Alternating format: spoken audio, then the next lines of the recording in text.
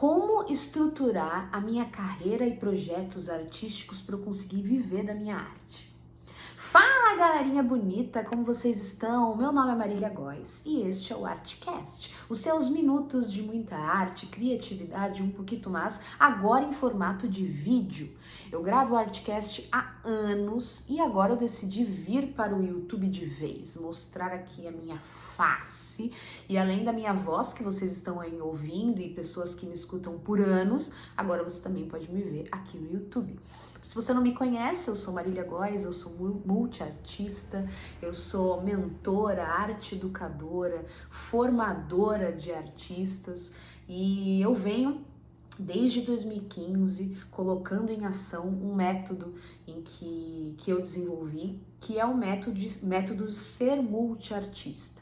É uma forma de você enxergar um caminho, uma possibilidade estruturada, racional, para você conseguir viver totalmente da sua arte. E esse episódio é especial para esse método, por isso que eu falei sobre ele. Eu geralmente no Artcast eu trago temas, debato esses temas, trago algumas ideias que me surgiram durante a semana, mas esse episódio aqui ele é um pouquinho especial porque ele é um episódio bastante prático e para te ajudar aí de alguma forma, né, se você está bloqueado, se você está travado artisticamente, se você não sabe o que fazer ou se você abandonou a sua arte e de alguma forma tá aqui ouvindo porque você deseja muito voltar, recuperar e ainda enxerga que há uma fagulha de arte, de ser artista dentro de você. Eu imagino que, assim como eu, você tenha escolhido arte, escolhido ser artista porque algo aconteceu. Para mim, foi quando eu me inscrevi num curso. Eu sempre fui uma criança, uma mini artista que brincava de teatro, que brincava com todos os meus amigos ali no prédio. A gente não tinha internet nem nada, enfim. E aí a gente se divertia fazendo arte. A gente tinha banda, a gente tinha peça de teatro que a gente produzia, a gente brincava de faz de conta o tempo inteiro. E eu fui para um curso de teatro e foi aí que a magia aconteceu. E eu sabia que era isso que eu queria pro resto da minha vida. Só que de alguma forma a gente tem, obviamente, esse início é uma profissão que a gente vai por um início de pura paixão, de pura lua de mel. Ser artista, não conheço um artista que foi sendo obrigado. Você é obrigado a ser artista, diferente de alguma outra profissão. O artista ele escolhe ser artista por paixão. Até por muitas vezes, já vi colegas, enfim, tudo mais, que fazem arte e não tem nenhum retorno financeiro para isso. Enxerga, assim, a arte como uma paixão absolutamente pura. E existe esses dois tipos de artista. O artista que faz por hobby e faz muito bem, e desenvolve isso muito legal e tá tudo bem, você faz como hobby, você se diverte, isso preenche uma lacuna da sua vida.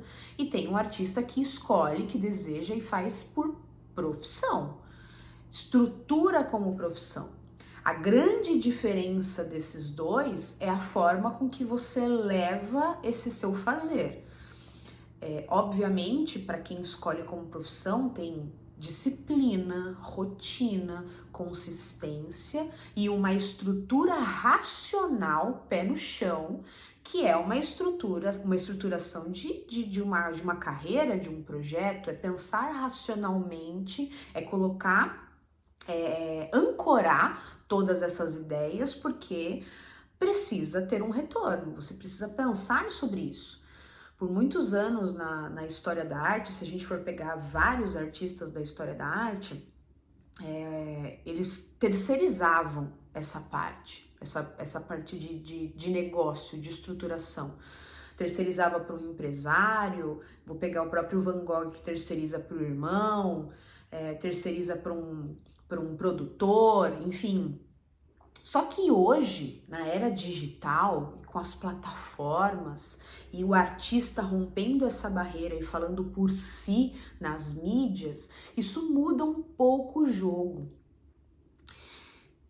E aí você não tem mais como falar que não dá para viver de arte. Porque aí sim é uma escolha de postura, de você olhar para sua carreira e para o seu projeto e entender como fazer essa estrutura de alguma forma virar o seu negócio, a sua marca.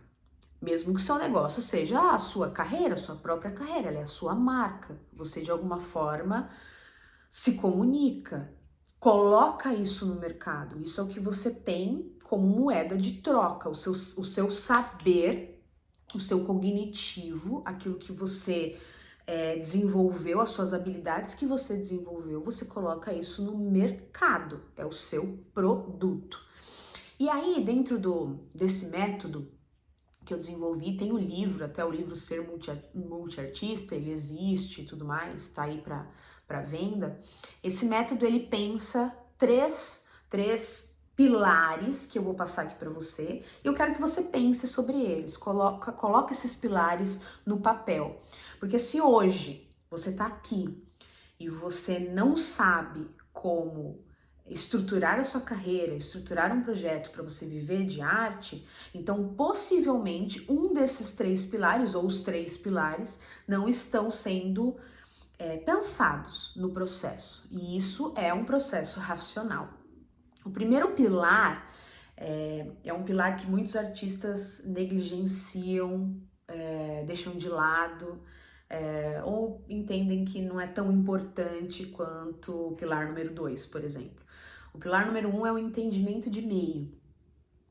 É você compreender o meio onde você está. Ou seja, se aprofundar em história da arte, por exemplo. História da arte é fundamental para você entender o que passou para você chegar até aqui. Toda essa ancestralidade artística, de alguma forma, fez você chegar até aqui. É você entender, para mim, uma das formas mais incríveis de estudo é você ler biografia de artista. Porque você vai entender a jornada dele, como que ele fez para estruturar esses três pilares. E quando você dominar esses três pilares, você vai entender que toda a biografia vai ter eles, tá? Dentro do primeiro pilar também, que é entendimento de meio, eu tenho economia criativa. Se você não sabe nada de economia criativa, joga no Google. Economia hoje não é mais uma desculpa, sabe? A falta de conhecimento. Economia criativa é o mercado em que você está inserido, que gira milhões de dinheiros no mundo inteiro. É você conseguir estruturar o seu negócio, a sua propriedade intelectual, a sua arte, a sua criatividade em um produto, para que isso seja vendido, para que isso chegue nas pessoas e você consiga viver da sua arte propriamente dita. Então, estudar sobre esse primeiro pilar é fundamental para você entender sobre meio, sobre onde você tá, o chão que você tá pisando. O pilar número 2 é onde os artistas mais pensam em desenvolver, mas chega a uma etapa em que ele para, que é caixa de ferramentas. Caixa de ferramentas nada mais é do que as linguagens artísticas que a gente desenvolve. As habilidades que a gente desenvolve também não artísticas, por exemplo. Mas todas as habilidades, as formas que você tem de colocar a comunicação, a sua arte dentro de um formatinho. Então, por exemplo, uma peça de teatro, que a pessoa escreve uma peça de teatro, tá embutido a visão dele de mundo, os interesses, as crenças que aquele artista tinha, ele embute isso num texto e coloca essa forma para se conectar com o público. Isso é linguagem artística. Ele colocou todas as ideias dele dentro de uma roupinha. Isso é linguagem artística, a gente levar a ideia até o público. E todas as outras habilidades que a gente adquire. Às vezes tem habilidades que você acha que não vai ter nada a ver. Para que eu vou usar isso? Eu fiz meu curso lá na Microlins em 95, em 98. Por que eu vou usar isso? Às vezes você sabe fazer um site, meu amigo. E isso muda tudo. Todas as habilidades você vai usar em algum momento na sua carreira, principalmente hoje, numa era em que a gente se coloca para fazer muitas coisas no meio digital. Não é mais o digital, ele traz pra gente, ele quebra pra gente a barreira de nos conectarmos com as pessoas.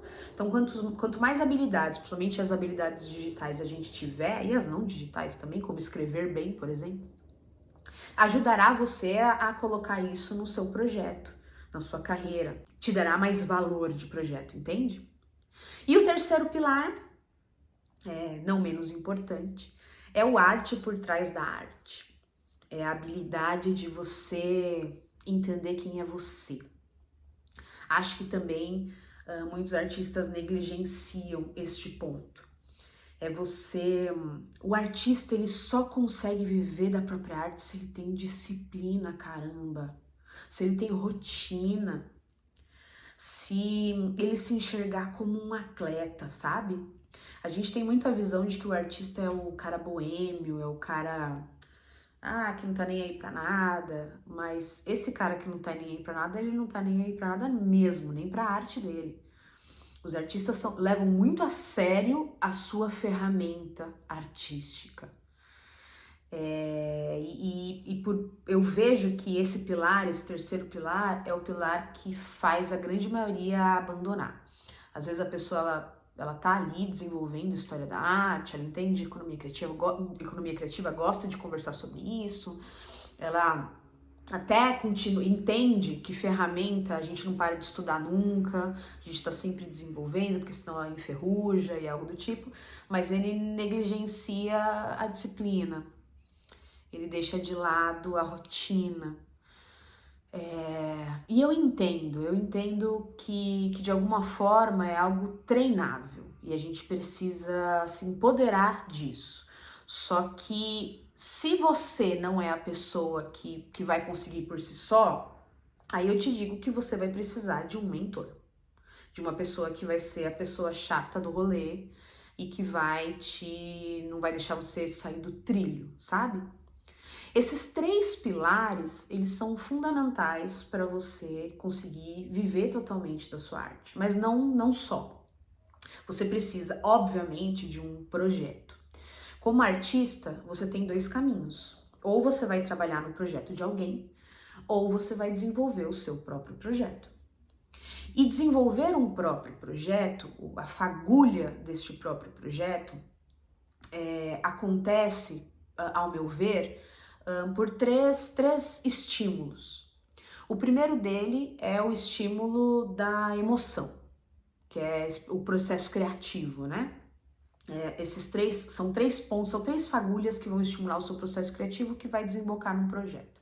A primeira fagulha, ela é a emoção. E a emoção é o nosso cão de guarda.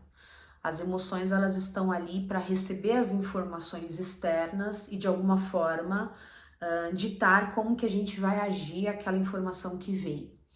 E a gente como artista, o grande diferencial do artista para nós humanos, meros mortais, é que o artista ele tá ligado quando a emoção acontece. Ele tem a atenção plena, ele tá ligado. E ele precisa estar ligado para desenvolver esse estímulo no seu processo criativo, na formação desse projeto, na rotina dele. Então esse é um dos pontos, é a emoção, é entender, é estar ligado ao meio, ter atenção plena, observar, e observação é fundamental para desenvolver um bom projeto, para você entender quando essa emoção é estimulada.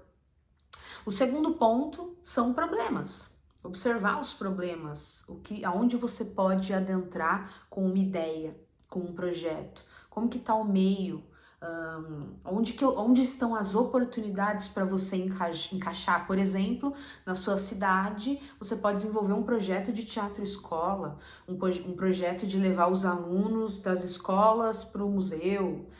Você pode desenvolver um projeto turístico, mas isso tudo nasce de observação.